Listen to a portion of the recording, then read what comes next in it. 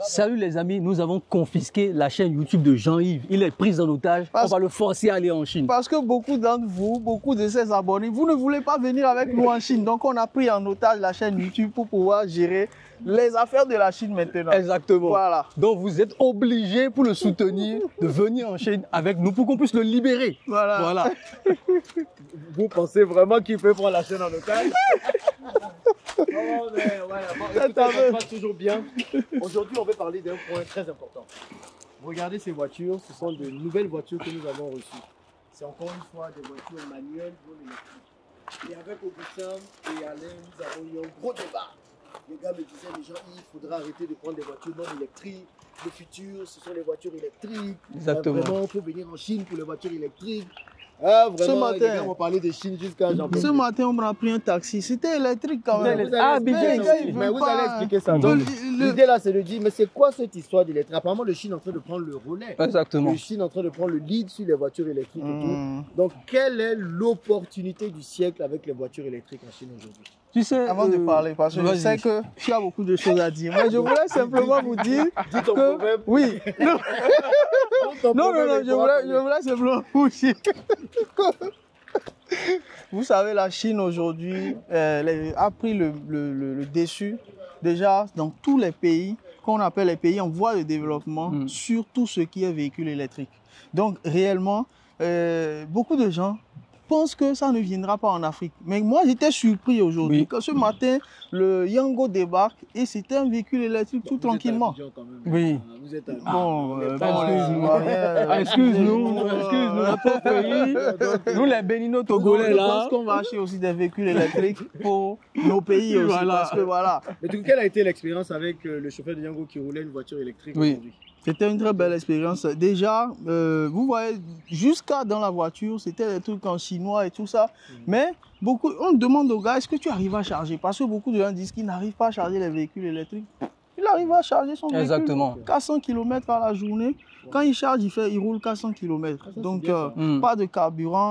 C'est pour ça qu'on dit il faut que Jean-Yves pense à ça. J'avais commencé à penser à ça et puis tu as parlé, Augustin. Donc, je pense que c'est un bon créneau. C'est une raison pour laquelle aussi je vais venir en Chine. Exactement. C'est un très bon créneau parce qu'aujourd'hui, quand on a parlé avec le chauffeur, comme l'a dit Augustin, 400 km, il m'a dit que ça suffit pour tenir toute la journée.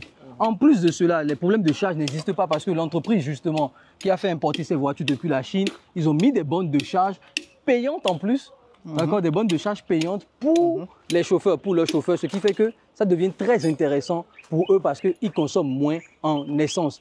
Donc ça, c'est quelque chose qui est quand même assez intéressant. Mais le gros souci qu'on a avec les voitures électriques, les gens vont se dire, c'est le prix d'achat. Parce que ces voitures-là, aujourd'hui, elles ne coûtent pas si cher, on va dire. Bon, même si Abidjan coûte très cher, on les achète entre 8 et 9 millions de francs CFA. Oui. Suzuki comme ça. Oui. Or, les Neta, dans lesquels vous êtes montés là, c'est quasiment du 13-14 millions. Auquel on fait. Donc, je vais te dire quelque chose. Une fois et demi le prix de ça. Il y a un truc, c'est que... C'est quoi l'avantage? Il y a le problème du fait qu'on est à Abidjan. Je pense qu'à Abidjan, je ne sais pas si je vais parler d'inflation, je ne sais pas ce qui se passe, mais les prix sont abusés. Cette voiture que tu dis 8 millions, 9 millions, au Bénin, c'est 6 millions, 7 millions. Oui, au Bénin. Moi, je pense sur le concessionnaire, moi, je pense aussi le Espresso, j'ai vu le Espresso au Bénin. Il y a trop de demandes. Il y a trop de demandes ici. Non, mais il y a énormément de demandes. C'est ça. Avec Yango aussi. 250. Voilà. 250 Donc les prix ont vraiment explosé. Moi, j'ai vu des publicités chez CFA au Bénin sur des promotions, bien évidemment, sur la Espresso de Suzuki à 5,5 millions. Ah bon? Espresso à 5,5 millions. Quoi, le véhicule qui est comme le petit, mais un peu plus grand. un peu plus grand, un peu mini SUV, etc. Mais bien évidemment, les prix ont augmenté, il ne faut pas le dire. Mais je pense qu'au Bénin, on est au moins à 2 millions, voire 1,5 million moins cher qu'à Abidjan. Mais même, du coup, de toutes les façons, avec les voitures électriques, on sera toujours. Et ce que je veux te dire, donc, ce que je veux te dire par rapport à ça, pourquoi je dis qu'à Abidjan, les dés sont un peu pipés ici. Cette voiture Neta, en Chine, ça ne dépasse pas les 5 000 $. C'est pas 5 000 $. 5 000 $, c'est 3 millions. Sérieux? C'est des voitures qui coûtent rien. Donc les gars, c'est quoi? C'est le transport. Tu vois? Donc est-ce que le transport, le dédouanement, les trucs, c'est ça qu'il faut voir. Un véhicule full électrique, normalement, on a des exonérations. C'est à vérifier. Un véhicule full électrique. Donc voilà aussi l'avantage qu'on peut avoir. Un véhicule full électrique. Bon, je ne connais pas le cas de la Côte d'Ivoire, mais je sais que... j'ai des exonérations. Donc, de toute façon, vous me parlez des 5 000 $. Là, je pense que j'ai devenu revendeur. Dans tous les cas, voilà, c'est pour ça que je me dis. C'est pour ça que je me dis. un nouveau business.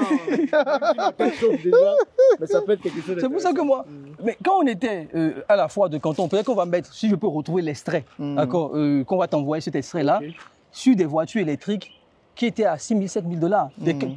Comme la Neta qu'on a vue aujourd'hui. Beaucoup même plus spacieuse que la Neta qu'on a vue aujourd'hui. Donc, c'est pour ça que moi, quand je viens à Abidjan, je sais que dans certains pays, par exemple au Bénin, et je l'ai vu quand j'ai acheté ma nouvelle Suzuki, il n'y a pas de douane sur les importations de véhicules neufs au Bénin, par exemple. Donc, ça m'étonne qu'une voiture, en plus électrique, neuve encore à Abidjan, qu'on fout de la douane, etc. Donc, c'est ça qui m'étonne par rapport à ce que je dis. Le cas, c'est pour ça que je dis le cas ivoirien est un cas spécial. Je n'ai pas envie de généraliser le cas ivoirien. Sinon, ces petits véhicules-là ne coûtent absolument rien en Chine. On a des BYD, des grosses berlines BYD à 10 000 $, on l'a vu quand on était ensemble. D'accord, donc c'est pour ça qu'on a envie, on va vous amener vers les prestataires électriques. Moi aussi, je lui pose souvent des questions. Mais la grande question, c'est quelqu'un qui nous regarde, qui ne connaît absolument rien aux voitures.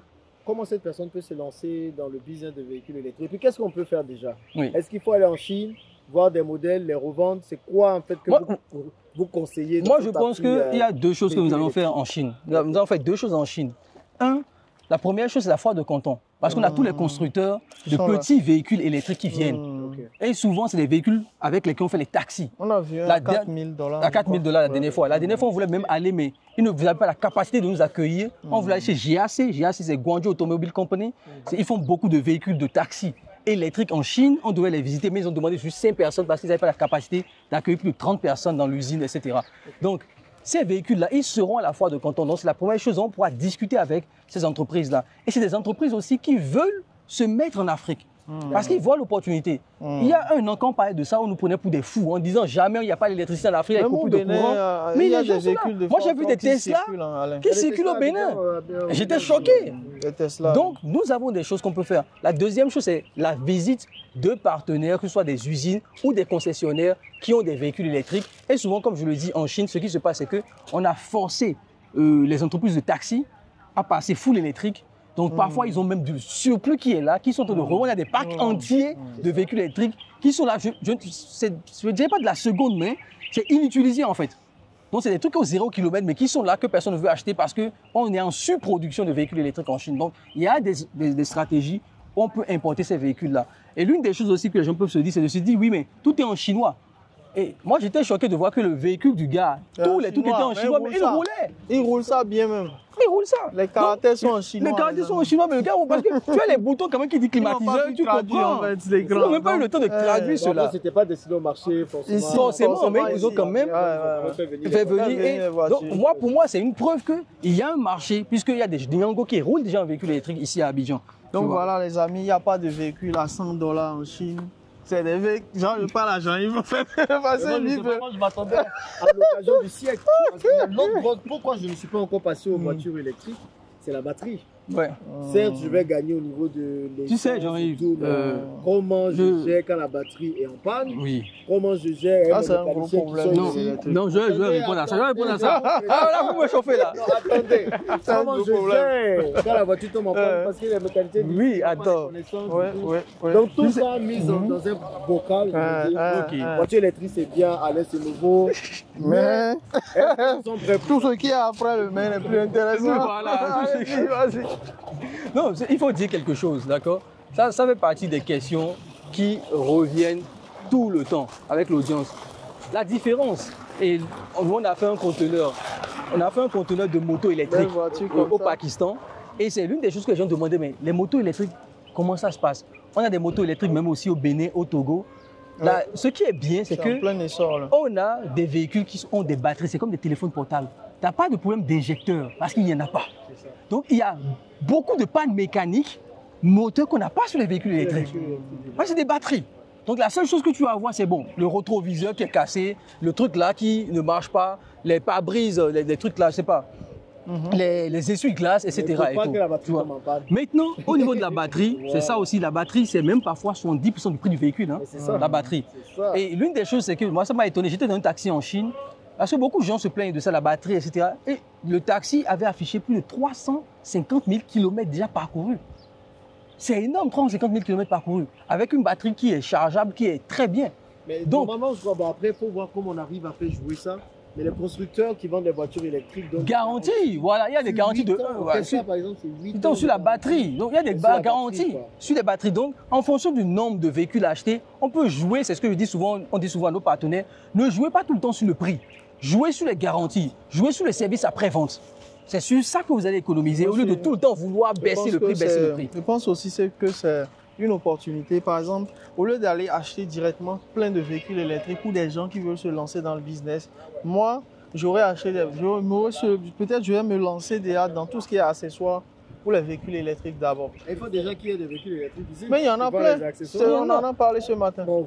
Il y en a plein. C'est un grand mot. Hein. Ça viendra, c'est ça le truc, c'est que ça viendra. Ça commence à venir. Et franchement, quand je dis plein aussi, demandez-moi par rapport à quoi? Par rapport à quel pays? Parce que quand vous voyez Lomé, tous les autres pays africains, bon, francophones, franchement, j'ai vu plein de véhicules. Ça, ici à Abidjan? Oui, il y en a plein. Il y a BYD. Ce matin, on a vu quelle marque? Neta qui est là ce matin. Il y a un Chinois, qui est sur TikTok qui a importé tous les véhicules, les Huawei, les BYD, les Li Auto, et qui les met en showroom ici à Abidjan, qui est sur TikTok. Moi, j'étais choqué de voir. Plus de choses sur Abidjan que moi. Donc, des véhicules électriques. Je me dis, peut-être vous pouvez aussi vendre des batteries, mais sachez que ça coûte très cher. Un conteneur de batterie, c'est plus de 400 500 000 euros. Mais c'est un business que beaucoup de Guinéens, même on a eu un client au CBT, il y a un des membres de sa famille, en tout cas toute sa famille l'a toujours fait, le business des batteries. Ça coûte énormément cher, mais c'est très demandé. Donc voilà, on a quand même donné assez d'input sur les véhicules. Exactement. Pour celui qui veut se lancer maintenant, qu'est-ce qu'il doit faire? Non, moi je pense que pour les véhicules électriques, c'est un peu comme les préfabriqués, les maisons préfabriquées, venez sur le terrain. Discuter avec les voilà. CBT. Au CBT. Exactement. Voilà. Allez voir, discuter avec eux. Il y a des systèmes, aujourd'hui, des systèmes de bornes, même à Abidjan, ils ont des systèmes de bornes. Donc il y a aussi un recurring, donc un abonnement derrière. Parce que vous devenez finalement la station-service des gens à qui vous vendez ces voitures-là. Ils peuvent aussi charger chez eux à la maison, etc. Parce qu'il y a des prises AC, TC qu'ils mettent en place. Donc il y a des choses qui peuvent se faire aujourd'hui. Et il ne faut pas... Moi, l'erreur que je n'ai pas envie que les gens fassent, c'est de se dire, oui, ça ne marchera pas, et demain on va voir les Indiens. C'est ce qu'on a fait au Bénin. Les motos électriques ne marcheront pas. Aujourd'hui, il y a des motos électriques partout au Bénin. Vous allez au Togo, ils sont partout. Et qui électriques, voilà. Et qui sont en train de profiter, ce n'est pas les Béninois. Hein. Clair, donc, on va rester là à dire non, ça ne viendra pas. Mais demain, vous allez voir d'autres personnes le faire. Et encore, on va se plaindre encore que oui, que si, etc. Bah, écoutez, super, merci les gars, comme toujours. Bon, je pense qu'il n'y a rien à rajouter. Ok. Venez au China Business Trip. Vous devez voir. Moi, je dirais voir aussi. Mais vous n'avez pas besoin d'être convaincu et tout. Non. Venez vous convaincre vous-même et puis tout simplement vous faire votre propre idée. Bon, je crois que les deux là, ils sont trop passés sur la chaîne. C'est bon, et puis si vous avez d'autres questions dans les commentaires, ou sinon on fera des lives, vous pourrez venir. Exactement. En direct.